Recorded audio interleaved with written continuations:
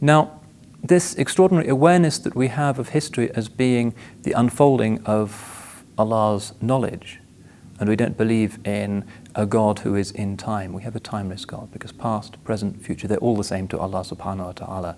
Everything is one single cosmic act, kun fayakun. That this attitude has historically bred amongst the Muslims a wonderful sense, first of all, of the necessity to act, because this is the prophetic way.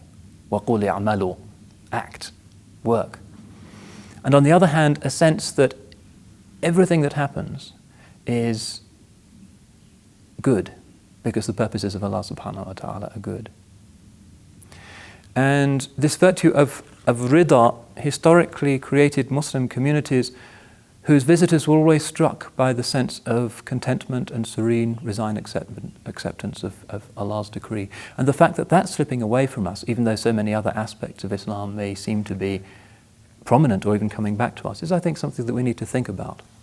Because it's an impugning and a compromising of our tawheed to suggest that what's happening in today's world is not the direct will of Allah subhanahu wa ta'ala.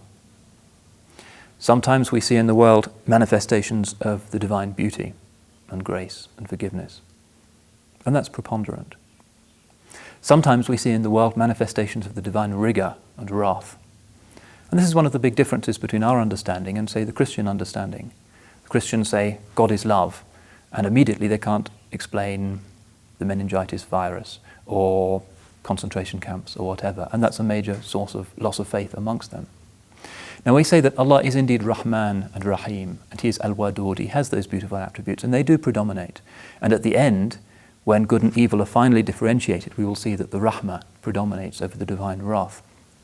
Nonetheless, we also believe that Allah is Al-Jabbar, the overwhelming, Al-Muntaqim, the avenger, the judge, Al-Hakam.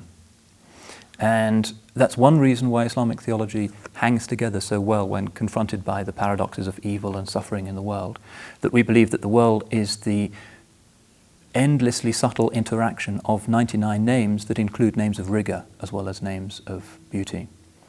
Which also means that the perfected human being, the Adamic human being, sometimes and predominantly manifests mercy and forgiveness, but sometimes can manifest rigor as well. Which is why the Prophet ﷺ forgave the people of Mecca, but he also went to war against them. Because he is the true Khalifa, he has those names, and he has within himself something of the Rahmah, and he has within himself also something of Al-Muntaqim, the Avenger.